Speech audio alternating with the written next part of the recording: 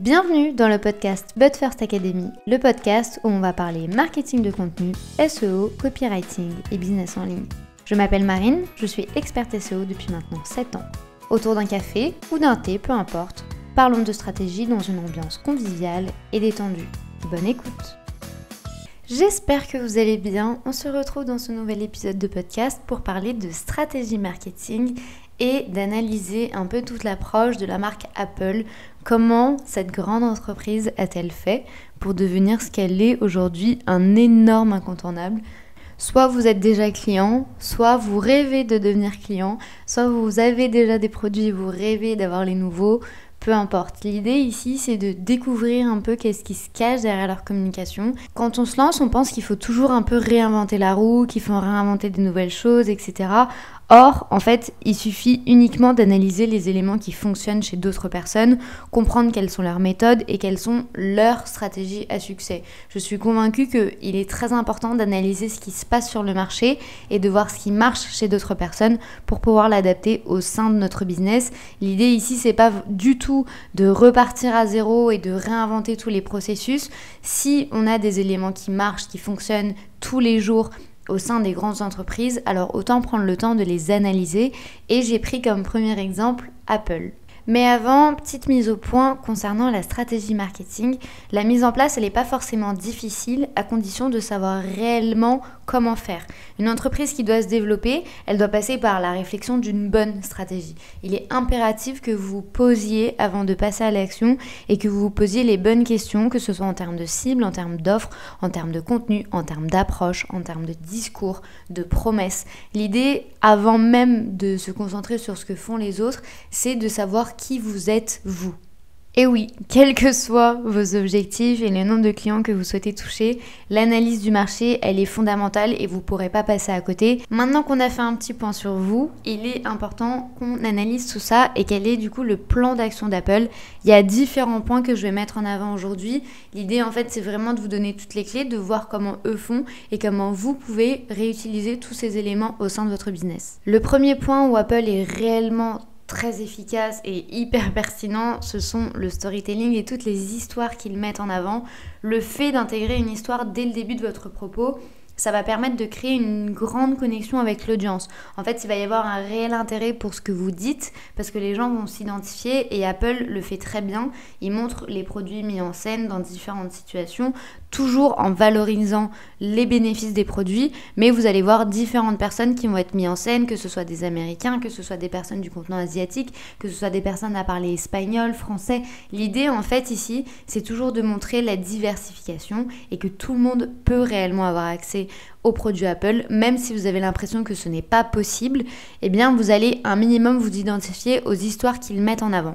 Mais du coup, pourquoi ils utilisent cette approche ? En fait, commencer avec des histoires, c'est vraiment une forme indirecte de se connecter avec la personne sur un contexte qui va être émotionnel. Et du coup, en fait, elle va porter un intérêt à votre discours sans penser réellement que vous allez lui vendre quelque chose après.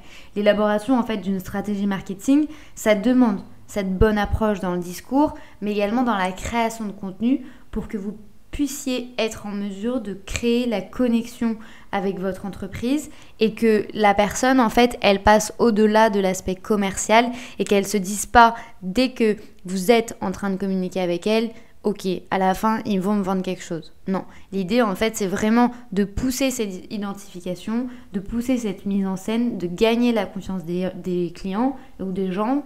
Probablement que les gens ne deviendront pas tous vos clients, mais au moins de gagner la confiance de ces personnes qui visualisent votre contenu et qu'il y ait un réel intérêt pour le discours. Apple, c'est clairement l'entreprise qui adopte cette stratégie au mieux.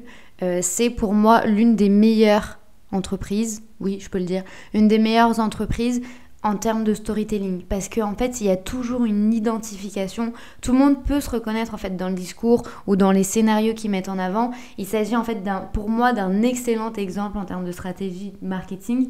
Et si vous souhaitez vraiment vous connecter rapidement avec votre audience et votre cible, ce que vous pouvez faire vraiment, c'est de miser en fait sur le storytelling. Commencez par une histoire, qu'elle soit fictive ou non, mais honnêtement moi je préfère toujours les histoires réelles parce que du coup il y a encore plus d'identification ici et vous mettez beaucoup plus en avant votre personal branding et votre expérience, en fait, ça va permettre de créer cette émotion qui va faciliter l'abordage et qui va faciliter cette prise de contact. Et c'est vrai qu'on me demande souvent « Ah, mais je sais pas trop comment commencer, je sais pas trop quoi mettre en introduction, je sais pas trop comment capter l'attention des gens. » Il y a plusieurs techniques et l'une d'elles, c'est vraiment de commencer par une mise en situation et de découler un peu sur tout le récit de ce qui s'est passé dans votre histoire ou peu importe. En fait, l'idée, c'est que l'histoire que vous allez mettre en avant, elle serve l'offre que vous souhaitez vendre après par la suite.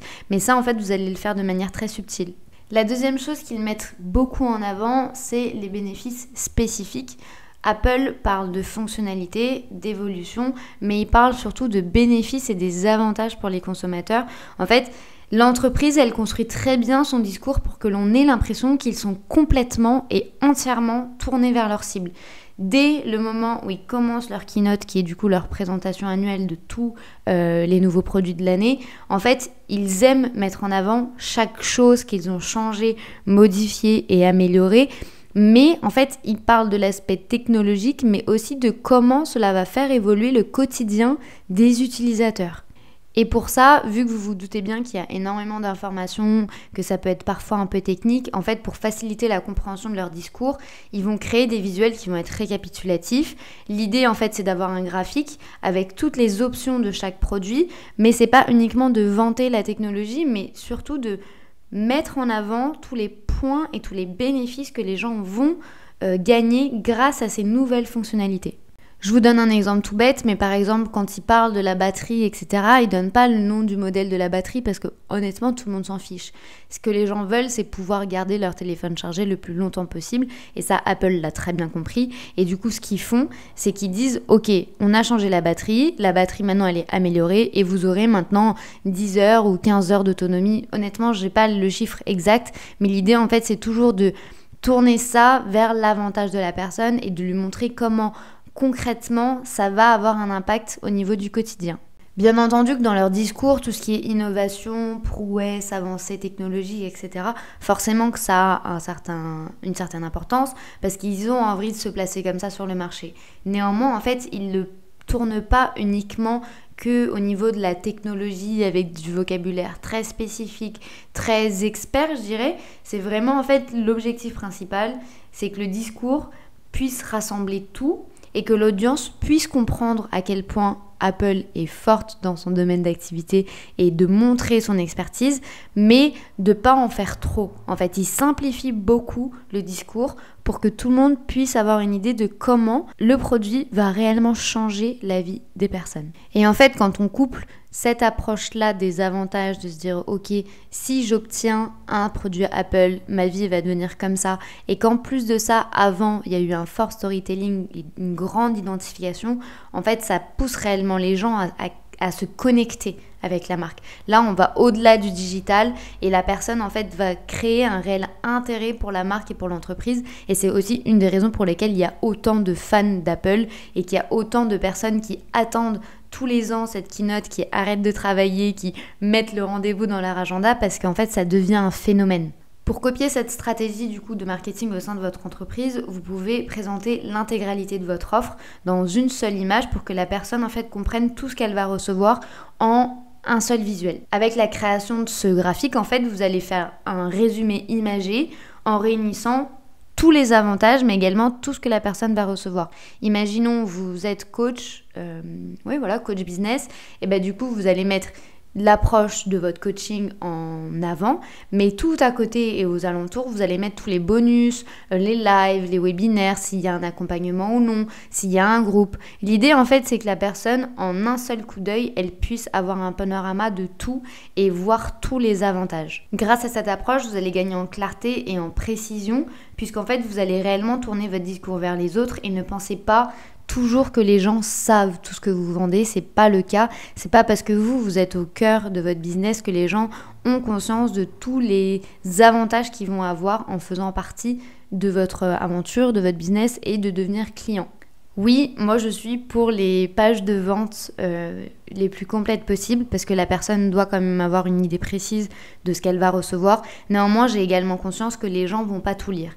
Du coup, si vous pouvez résumer tout en une seule infographie ou en un seul graphique vraiment hyper design et hyper bien mis en avant, alors en fait là vous allez gagner beaucoup de temps parce que la personne en un seul coup d'œil, elle n'aura pas besoin de tout lire et elle aura un aperçu très global de ce qu'elle va avoir. Passons maintenant au prochain point qui concerne le prix. Dès l'élaboration de votre stratégie marketing, vous devez envisager de parler du prix une seule et unique fois. Et vous avez bien entendu, c'est ce que fait Apple sur 1h40 à peu près de présentation. Ils mettent qu'une seule fois en avant le prix des produits. Et vous avez bien entendu, qu'une seule fois. Et en fait, ça fait partie de leur stratégie. Parce que eux, même si effectivement ils ont des prix qui sont relativement élevés, ils ne cachent pas leur prix, vous verrez. Partout où vous souhaitez aller sur leur site internet, etc. Ils affichent le prix et moi je suis pour mettre le prix en avant. Néanmoins, quand ils sont en présentation commerciale et qu'ils pitchent les nouveautés, ils ne parlent qu'une seule fois. Et en fait, je vais vous expliquer cette approche. Elle est voulue, elle est réfléchie, elle est pensée et elle est très stratégique et beaucoup plus stratégique que l'on ne pourrait l'imaginer. C'est pour moi l'une des meilleures approches ici en termes de marketing et vous pouvez vous aussi la reproduire dans votre business. C'est pour ça qu'il était hyper important pour moi aujourd'hui d'en parler. Après avoir montré tous les changements, toutes les améliorations, vous n'avez pas besoin en fait de parler avec insistance du prix parce que quand la personne a compris la valeur de votre offre, le prix va sembler dérisoire. Et ici, il y a une grande différence entre valeur et prix. Ce n'est pas du tout la même chose parce que du coup, quel que soit le prix de votre offre, en fait, ça va devenir qu'un détail. Ça doit passer au second plan. Dans votre stratégie, vous allez faire exactement comme Apple. Et cette approche fonctionne très bien. Vous parlez de la transformation, vous indiquez tous les bénéfices, vous présentez le prix qui va du coup n'intéresser plus personne parce que toute la proposition de valeur que vous allez proposer avant est beaucoup plus supérieure au prix. En fait, à la fin de votre présentation ou de votre page de vente ou de votre post ou peu importe où vous souhaitez communiquer, la personne face à vous, elle doit se dire « Ah ouais, quand même c'est vraiment pas cher pour tout ça ». Ah ouais, c'est quand même hyper accessible pour tout ce que je vais gagner à côté. Et si vous faites l'erreur de répéter plusieurs fois le prix, quel qu'il soit, que vous soyez sur un prix à 19 € ou sur un prix à 3000 €, la règle est exactement la même. En fait, votre cible, elle va retenir le prix plutôt que le bénéfice. Et nous, ce qu'on veut qu'elle retienne, c'est la proposition de valeur. Et si on analyse bien Apple, vous verrez qu'en fait, après avoir présenté les produits, ils vont montrer des vidéos, ils vont montrer toutes les évolutions, comment ça va transformer le quotidien des gens, etc. Et juste après ça, ils vont évoquer le prix. Ils vont jamais donner le prix avant de montrer tous les changements qu'ils ont promis. Ici, on ne parle pas de savoir s'il y a 4 ou 6 caméras ou quel est le processeur ou quelle est la batterie, mais de comment cette nouvelle fonctionnalité va transformer la vie et le quotidien des personnes qui auront ce nouveau téléphone. C'est cette envie de changement et d'évolution qui pousse les gens réellement à acheter parce qu'ils montrent réellement comment dans la vie des gens, cela va réellement avoir un impact. Et c'est aussi une des raisons pour lesquelles aujourd'hui la preuve sociale a une réelle importance dans votre communication, dans votre approche et dans votre copywriting. C'est limite essentiel en fait. Vous ne pourrez pas vendre si vous ne montrez pas la transformation. Les gens qui ont consommé votre produit, que ce soit une prestation de service ou un produit physique, doivent être en mesure de dire « il y a eu un réel changement dans ma vie, voilà tout ce qui a changé ». Et c'est pas forcément monétaire. Les gens n'ont pas forcément besoin de dire qu'ils ont triplé ou quadruplé leur facturation. Il suffit juste en fait de promettre une évolution, de promettre un changement, que ce soit en termes d'organisation, que ce soit en termes de mindset, que ce soit en termes de style de vie, en termes d'alimentation, en termes de perte de poids, tout ce que vous voulez. L'idée ici, c'est vraiment qu'en fait, il y ait un avant et un après. Le prochain point à évoquer que Apple fait beaucoup, c'est la répétition. En fait, pour marquer un critère ou une fonctionnalité particulière, Apple n'a pas peur de répéter 5 fois le même mot dans la même phrase. Alors ça peut paraître très lourd, mais en fait c'est un choix qui est hyper stratégique. Ne pensez pas qu'ils veulent juste ne pas mettre de synonymes ou qu'ils ne connaissent pas d'autres mots. Bien au contraire, l'entreprise prend réellement cette décision pour rester dans l'esprit des gens. Tous les éléments fondamentaux de leurs produits sont répétés plusieurs fois, ils sont grossis et ils sont mis en avant. Mais attention, cette stratégie au sein de votre business, elle doit être utilisée uniquement si ça se justifie. Les mots que vous allez répéter, ils doivent déjà être très stratégiques, mais surtout, ils doivent couvrir des thématiques fondamentales dans votre business. Par exemple, si vous êtes la meilleure d'Europe, vous pouvez répéter que vous êtes la meilleure d'Europe parce que vous avez envie que les gens gardent ça dans leur tête, que vous êtes le meilleur d'Europe. Néanmoins, Si vous utilisez 56 fois le mot « il était une fois », alors que ça fait pas du tout partie de votre branding, ça sert à rien en fait, ça va juste être inutile, ça va alourdir le truc, les personnes ne vont pas comprendre votre message. N'ayez pas la flemme de chercher des synonymes, d'accord? Si vous êtes dans ce cas de figure-là, alors il vaut mieux utiliser plusieurs mots pour vraiment développer votre bulle sémantique et Google vous remerciera et votre SEO également. Néanmoins, s'il y a vraiment une caractéristique que vous souhaitez que les gens gardent à l'esprit, alors n'hésitez pas à la répéter plusieurs fois. Par exemple, je vais vous donner quelque chose de concret. Si vous avez un produit physique et que vous avez inventé une couleur cuivrée, n'hésitez pas à répéter couleur cuivrée plusieurs fois dans votre discours, même dans la même phrase. C'est pas grave. L'idée, en fait, c'est juste de rendre le texte impactant et percutant, donc faites en sorte de ne pas alourdir le truc. Néanmoins, vous pouvez le répéter parce qu'ici, c'est vraiment une caractéristique que les gens doivent garder de vous. Place maintenant à la communication. Avant de comprendre quel est vraiment leur plan marketing en fonction des produits, il est important de souligner qu'ils ont une page de vente pour chaque produit et ils mettent en avant un discours hyper cliché avec des phrases bateau. Je vous avoue que quand j'ai commencé cette analyse, je me suis dit mais ils sont bizarres, enfin je comprends pas pourquoi ils sont aussi clichés et en fait petit à petit quand j'ai affiné ma stratégie, quand j'ai affiné mon étude, je me suis rendu compte qu'ils étaient très forts, beaucoup plus forts que ce que je l'imaginais. En fait l'idée d'Apple c'est qu'ils vont miser sur des affirmations qui vont être hyper clichés comme le meilleur téléphone vendu sur le marché, le meilleur appareil photo déjà mis dans un téléphone. En fait, ici, l'idée, c'est de montrer qu'ils ne l'ont jamais fait avant. Et comme beaucoup de consommateurs mondiaux les considèrent déjà comme les meilleurs sur le marché, imaginez le meilleur qui dit « on ne l'a jamais fait et c'est encore mieux ». Alors très clairement, là, ils peuvent se permettre d'utiliser des trucs hyper clichés et hyper bateaux parce qu'ils vont rester en fait dans la mémoire des gens. Ils n'ont pas besoin ici de complexifier le discours, bien au contraire, ils le facilitent beaucoup plus. Comme ça, en fait, ils ont une communication qui va atteindre tout le monde.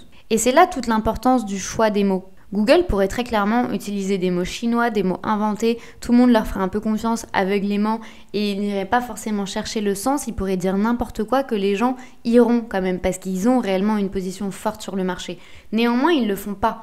Ce qu'ils font, c'est qu'ils utilisent un vocabulaire qui est hyper accessible, où tout le monde peut réellement s'identifier et se rendre compte de toutes les évolutions pour capter l'attention des gens. Et c'est là l'une des grandes leçons qu'il faut tirer d'Apple. Vous n'êtes pas obligé d'étaler votre connaissance comme la confiture sur une tartine et vous n'êtes pas obligé d'utiliser des mots hyper complexes pour montrer aux gens que vous savez de quoi vous parlez. Et parfois, ils se comparent même à la concurrence, ils n'ont bien entendu pas cité le nom de leur concurrent, mais l'idée c'est de dire on est les meilleurs du marché. Tout le monde connaît leurs concurrents, donc il suffit de dire on est les meilleurs sur le marché pour que l'on pense aux autres marques et qu'on commence à comparer leurs produits. Et même si vous connaissez déjà le produit et que vous connaissez déjà la marque, il y a plusieurs personnes qui ont besoin d'entendre Apple dire qu'ils sont les meilleurs. Parce qu'ils ont besoin d'être sûrs que la marque croit en ses produits. Et c'est là en fait l'énorme force en termes de copywriting d'Apple et en termes de stratégie marketing qu'ils ont, c'est qu'ils n'ont pas peur de dire aux gens qu'ils sont les meilleurs parce qu'ils y croient. Si vous vendez des produits en ligne et que vous ne croyez pas être les meilleurs et que vous n'avez pas confiance en votre offre et que limite vous avez un peu peur de les mettre en avant, forcément en fait ça va se ressentir et les gens n'auront pas confiance. Ils ne vont pas monter dans le bateau avec vous. Alors que si vous leur faites sentir que vous êtes hyper confiant, que vous savez de quoi vous parlez, que vous savez les résultats que vous pouvez promettre, alors là en fait ça va changer la donne parce que le mindset ici est complètement différent. Et on le voit bien ici, même avec Apple, les gens ont besoin d'entendre et d'être sûrs qu'ils sont les meilleurs, qu'ils se considèrent comme tels. Parce qu'en fait, ça va vous permettre de transmettre des informations qui vont être claires et qui vont être percutantes. Vous dites aux gens, on est la meilleure option pour vous. Et pour faire ça, ils n'ont pas peur de comparer avec leurs anciens produits. Si vous avez une V1 et une V2, n'hésitez pas à dire dans la V1, il y avait ça, mais dans la V2, on a amélioré le truc et voilà maintenant la nouvelle version, voilà notre nouvelle approche, voilà comment on fonctionne. Il ne faut pas avoir peur parce que Apple le fait clairement avec ses téléphones. Ils le font avec leurs produits, mais tous, que ce soit les AirPods, que ce soit l'Apple Watch, que ce soit les téléphones. Ils montrent tout et ils pointent ce qu'il y avait de mauvais dans l'ancien et comment ils ont réussi à évoluer. Petite précision tout de même, si vous indiquez que vous êtes le meilleur de France, alors il n'y a aucune arrogance ici parce que si vous l'êtes, il n'y a pas de honte à le dire. N'hésitez pas vraiment à le mettre en avant sur votre page de vente, l'information doit être présente. Mais attention, parce que si vous le dites, il faut qu'il y ait des preuves. Vous devez avoir des gens reconnus dans votre secteur d'activité qui ont fait partie de l'aventure, vous devez avoir des grands noms, vous devez avoir des gens qui vous disent « Ok, c'est la meilleure clairement sur le marché ». Vous devez avoir une preuve sociale et avoir un socle qui vous permet de dire que vous êtes le meilleur. Si ce n'est pas le cas, alors évitez de le faire. Et je le dirai toujours, ça ne sert à rien de vous proclamer expert vous-même, ce sont les autres qui doivent dire que vous êtes un expert. Ça ne sert à rien, vous, de vous mettre le titre. Si les autres ne le disent pas, alors ça n'aura aucune valeur. Ce point du coup va me permettre de rebondir sur toutes les comparaisons que font Apple, parce que c'est clairement en fait leur socle de vente. Vous ne devez pas avoir honte, comme eux d'ailleurs, de faire une comparaison de tout ce qui est disponible sur le marché. Parfois, et comme je vous le disais, en fait, on a tendance à penser qu'il faut trouver un élément différenciateur ou réinventer la roue ou trouver un truc de ouf. Mais en fait, si vous êtes juste en mesure de comparer l'ancienne version et la nouvelle et montrer tous les points forts, alors en fait, vous avez tout gagné. Et là, votre stratégie va réellement porter ses fruits. Chez Apple, ce qu'ils font, c'est qu'ils prennent les anciens, ils prennent les nouveaux, ils les mettent à côté et ils les comparent. Et en fait, cette approche, au-delà d'être très stratégique en termes de vente, elle a également une stratégie en termes de mindset et de convaincre les gens à acheter. Déjà, le premier point, c'est que forcément, vous allez montrer qu'il y a une évolution au sein de l'entreprise et qu'ils continuent, eux, à être les meilleurs sur le marché et qu'ils continuent à être à la pointe de la technologie et il continue à y avoir une réelle évolution. Mais surtout, et cette approche, moi, je la trouve hyper intelligente, c'est de montrer en fait aux personnes qui ont l'ancien qu'il est plus si cool et que la nouvelle version elle est beaucoup mieux et que du coup maintenant le téléphone que l'on a, si c'est pas le nouveau, il est devenu complètement obsolète. Et forcément ça pique un peu le consommateur et ça donne réellement envie de changer et d'avoir le nouveau parce que la marque elle-même affirme que les anciens produits sont bons mais qu'en fait vous n'avez pas la nouvelle version qui est encore mieux.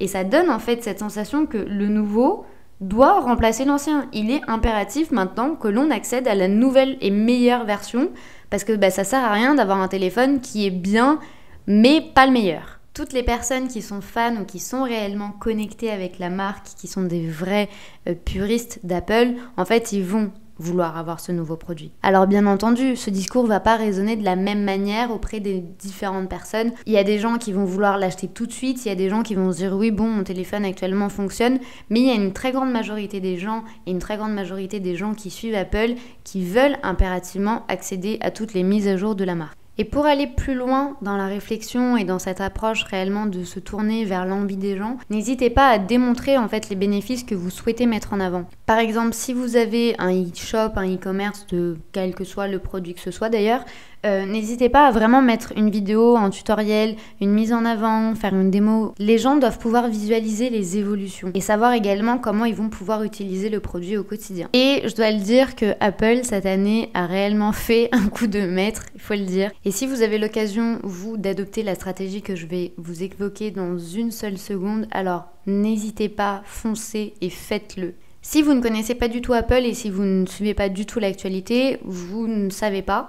Mais Apple a toujours été très critiqué au niveau du design. Si vous prenez un iPhone face à vous, en fait, vous allez voir que sur la partie haute du téléphone, en fait, il y a une petite barre noire. Celle-ci, c'est vraiment une sortie de son, mais ça permet également du coup de mettre la caméra quand on est du coup en caméra frontale. C'est vrai que ce design a toujours été très critiqué auprès d'Apple. Il y avait beaucoup de gens qui disaient oui ok encore cette barre, oui mais c'est moche, oui mais moi j'aime pas, je veux pas payer ce prix là pour avoir un téléphone qui ne me plaît pas visuellement. Et en fait de ce que j'ai pu lire et de ce que j'ai pu étudier, Apple ne peut pas retirer cette barre. Ils sont obligés, même si en termes design ça ne plaît pas, ils ne pouvaient pas enlever cette barre. Du coup ce qu'ils ont fait, et c'était clairement une objection de beaucoup de clients, c'est qu'ils ont contré cette objection de manière très stratégique. Au lieu de la supprimer, parce que de toute façon, ils ne pouvaient pas la supprimer, ils ont transformé cette barre en barre de fonctionnalité.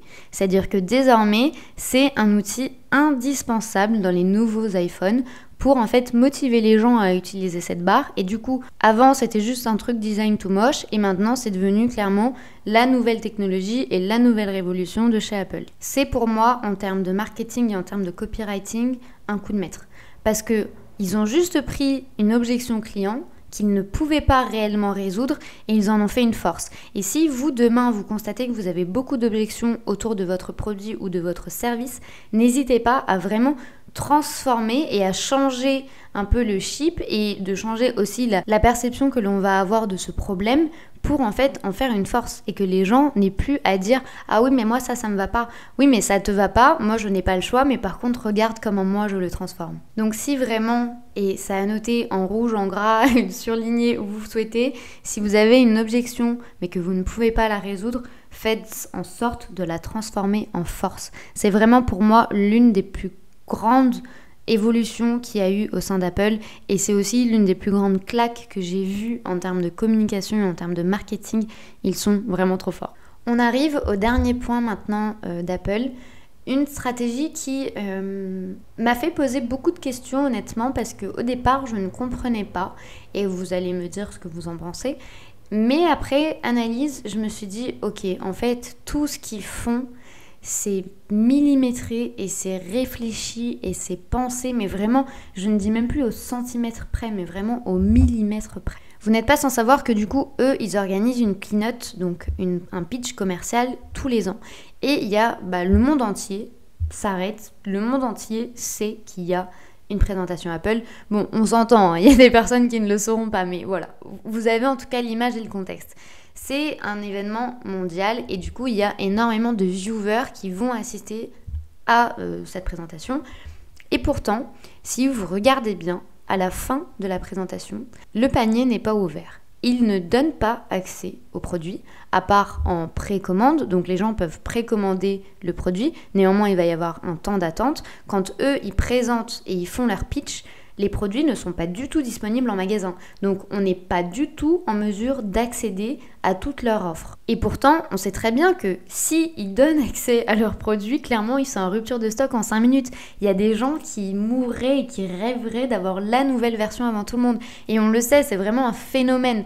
Donc du coup, en fait, moi je me suis posé la question, mais pourquoi ils n'ouvrent pas directement le panier ? Pourquoi imposer ce temps d'attente? Parce que oui, vous pouvez précommander, mais votre téléphone ou vos AirPods ou même votre Apple Watch, ils vont arriver au bout de 7 jours, au bout de 12 jours, au bout de 3 semaines. Vous n'aurez pas le produit immédiatement. Et ça, c'est réfléchi, c'est pensé et c'est stratégique. Je vais vous expliquer pourquoi. Vu qu'ils vont obliger les gens à attendre, les gens vont s'informer, les gens vont se documenter, les gens vont en parler autour d'eux, les gens vont vouloir savoir qui est le premier à avoir eu le nouveau produit. Les gens, en fait, vont être dans une attente et dans une excitation et du coup, en fait, ça va générer réellement la peur du manque, la peur de passer à côté d'une opportunité qu'ils ne veulent pas rater. Du coup, au-delà de développer la notoriété de la marque et de développer son impact sur le marché, en fait, les gens vont réellement vouloir le produit. C'est vraiment cette envie de se dire « il me le faut » coûte que coûte. Ici, cette excitation, cette envie et cette peur, on dirait qu'en fait, ça donne réellement l'impression aux gens de faire partie de l'entreprise. Ils font partie de cette innovation, ils accèdent réellement en fait comme à un statut social de se dire « j'y ai accédé en premier, c'est moi qui ai vu ça avant toi, t'as vu cette nouvelle fonctionnalité, moi j'y ai accès et pas toi ». En fait, c'est vraiment ce prestige que fait passer Apple à travers sa communication. Et c'est là en fait que l'on voit la force d'Apple et c'est là qu'on voit la stratégie qu'il y a derrière leur copywriting. Et c'est pour ça que je l'ai pris en étude de cas et le premier étude de cas que je voulais réellement vous présenter, c'est qu'en fait, quand vous créez du contenu, la personne, elle doit avoir tellement envie de se procurer votre produit qu'elle doit limite arrêter de lire votre texte pour passer à l'action. Mais ça veut pas dire qu'elle va arrêter de lire votre texte parce qu'il est chiant, parce qu'il est ennuyeux, parce qu'elle ne trouve pas les informations qu'elle veut. Non. Elle doit limite, vous savez, avoir le sentiment dans le ventre des papillons de se dire « c'est ouf, il me le faut absolument ». Et c'est ça en fait qu'on recherche quand vous faites une masterclass, quand vous avez des vidéos de lancement, quand vous avez des newsletters de lancement, quand vous avez des posts Instagram ou que vous faites des stories, peu importe. Vous pouvez utiliser ces techniques de copywriting partout. L'idée en fait, c'est juste de montrer aux gens que vous êtes la meilleure approche et que vous êtes la meilleure solution pour eux et qu'ils ne peuvent absolument pas passer à côté. J'espère réellement que ce podcast va vous aider. J'espère réellement que vous allez avoir un petit chip dans votre stratégie et que vous allez pouvoir appliquer différents outils. Moi, je vous avoue qu'il y a déjà des choses que j'utilisais, mais il y a également des choses que je vais mettre en place dès maintenant. Parce que partez toujours du principe que l'on n'est pas obligé de réinventer la roue. On peut très bien réutiliser ce qui fonctionne déjà à notre échelle, en fonction de notre thématique, mais surtout en fonction de notre cible. Un mot pour conclure sur tout ça, vous constaterez qu'Apple ne crée jamais du contenu uniquement pour créer du contenu. Le contenu qu'ils créent est vraiment au service des objectifs qu'ils ont.